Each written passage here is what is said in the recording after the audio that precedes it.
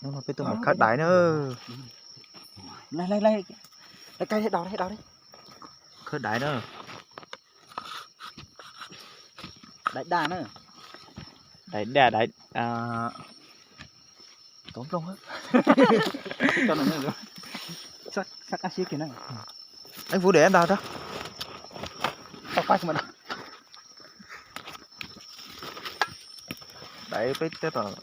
Không nó không nói nữa. Cho pan lu chứ nữa. Tôi đi rồi. Bây giờ là sai xếp bộ đập cái sai bộ lo nữa. Bỏ tiền đấy. Nên gì là cắt đấy.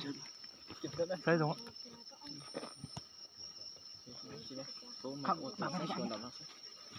Đào cho nó to tí rộng ra. Cho nó rộng đẹp. Không nó ở bên này. Bên này từ thế. Xí cái chân nó đấy nó mà nhau to tí tia thì nè. Nhau mua lì trò chụp phân hậu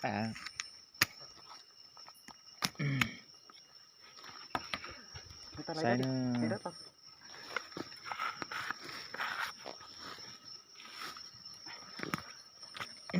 Vô luôn bỏ nữa. Nó cho đi bỏ chân này nữa. Bỏ nữa rồi. Bỏ luôn. Từ thôi. Đây nè. Nó để non ra này. Đào rất tí đó. Đào cho nó rộng ra. Chưa tí lấy không dám nữa. Đào hướng này nữa này. Cho bắn lù chứ nữa. Đây nè. Mà đầu đáy cái này ra đó. Không ra được. Xe tí đi, có khi khả năng tới. Bây ở bên linh tuổi trứng lông tỏ cho còn tao lỏ. Chỉ lọt tàn một lần đó do này. Bây giờ Coi nhá. Coi nha. Còn mấy con nữa.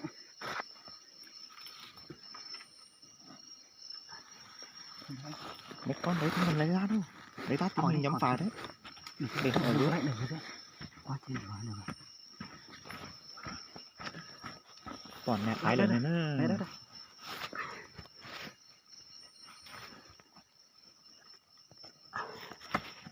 Tỏ nó cũng ở sông. Nó lấy tỏ khác thôi. Nó ở ngoài đó. Chỗ kia nó dốc, chỗ này nó bằng lắm. Bằng ở sông.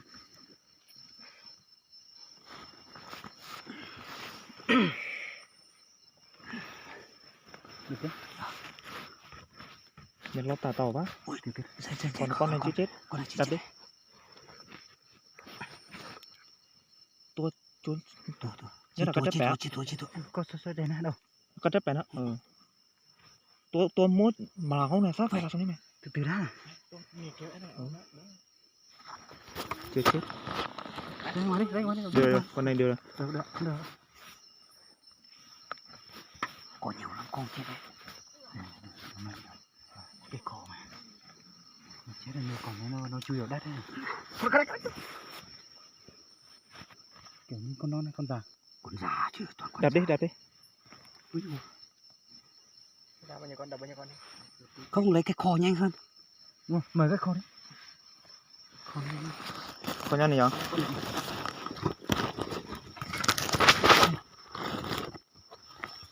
Anh Vũ mời đi. Đấy. Bật nhỏ xíu là nó hay kích cái này rồi. Cho nó nhỏ khi nào thấy mình lấy như thế. Đúng rồi, như thế đó. Như vậy được ạ. Nè ở đó. Cầm để lấy đất này. Đấy bỏ ra đi.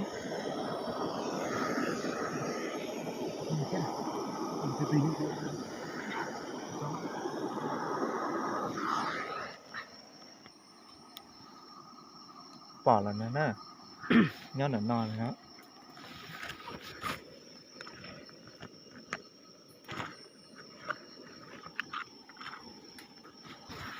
Lấy luôn đi. Anh lên tí nó tỉnh. Cho người mở bao qua bên này đi. Bao ở đây mà. Bao ở đây mà. Tí.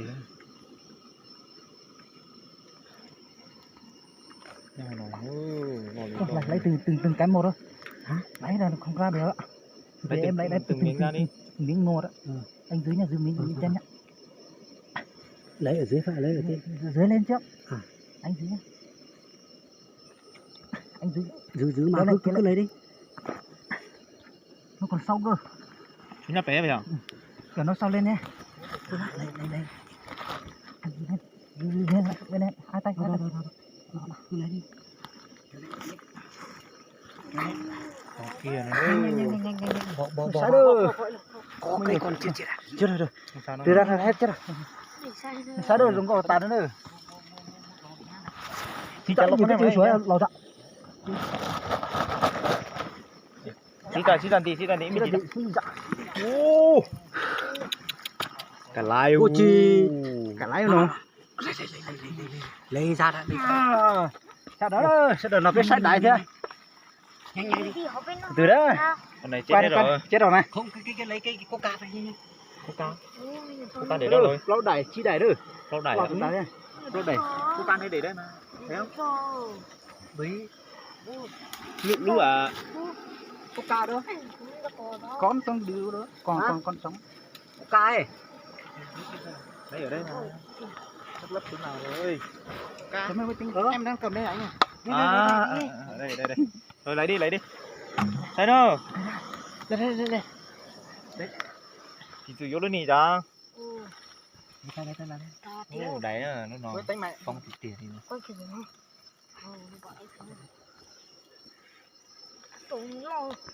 Để lấy vét từ từ thôi, có con nó còn ấy đấy. Nó nhầm mộtตัว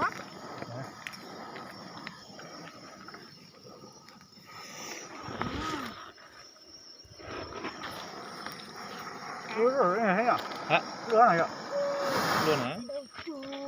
ไม่ใช่รถอะไร Hả? ca đâu Đây. Nhưng mà để cho ấy. không được mà hết đâu Hả? Nhiều quá à. Ui, thoải mái. Nhiều quá à. Để mấy con to không lấy nhá. Ừ. Con to là giống đấy, mấy con chúa đấy. Cái nồi chưa đi xem ta nữa rồi. Nó lủng nó ít chắc khó nữa.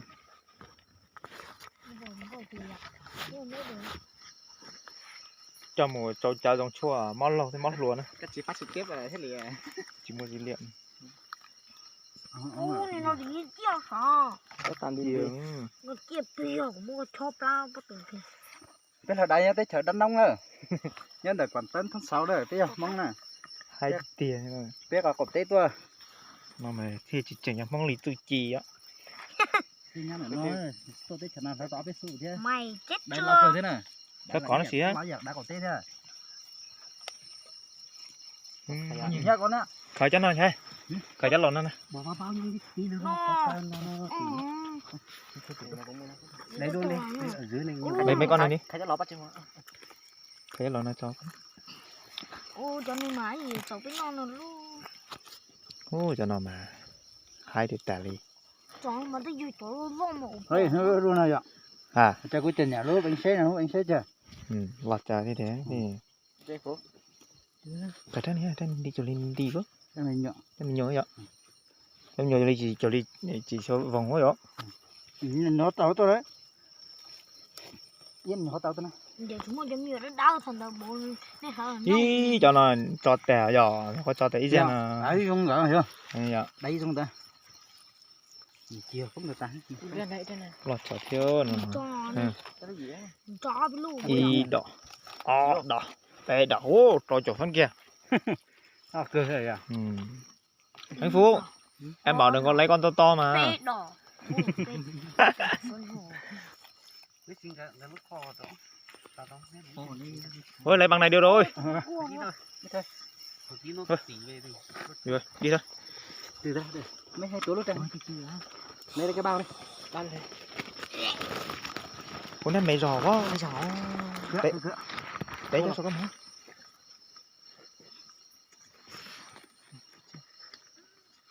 Ui, trốn đâu. Cho nó xuống xuống. Đi phát. Steven tao cái thả nó còn mặn không? Sao con này của giò? Dạ. Ôi chú chẳng có sai rồi. Bơ cũng đen luôn chẳng nữa. không Không nghịch nha. không biết không như đó còn cháu to to thì đó phải ta. Nhà nó là cái tổ hồ. Nó là cái Bây giờ chỉ làm sao kể ô nữa. chị to Chỉ làm sao kể hơn không? chị à hai tệ lá hai chiếc cột xí nè này hai lưỡi tí lúc này Ra cả hữu nữa không thử. giờ Ra cái dùng cái. ấy cái đất tiền nhau cả tao á Cũng là thật. cái này cú chỉnh bằng gà hả lại Tiêu. Cái lốt này hả? Cái lốt Ra này nè. đừng cái đá này. đó nè Cứ chỉ khá lón. Đúng gạn. thôi đi thôi Ai da da da da. Khởi ơi, ai ra cái. Tôi đang đi vào tận mà. Ý á, có cũng là hơi khá. Ô, băng ngồi nhiều băng.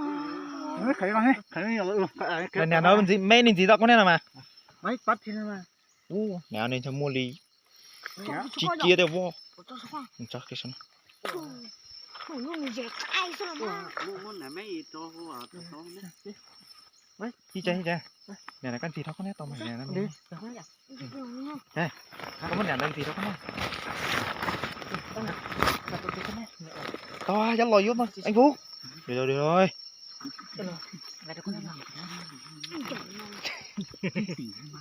Kình á, ê là cái kình rồi. Đây gần tỉnh rồi. đây ngay đó có nét đấy Đầy chưa?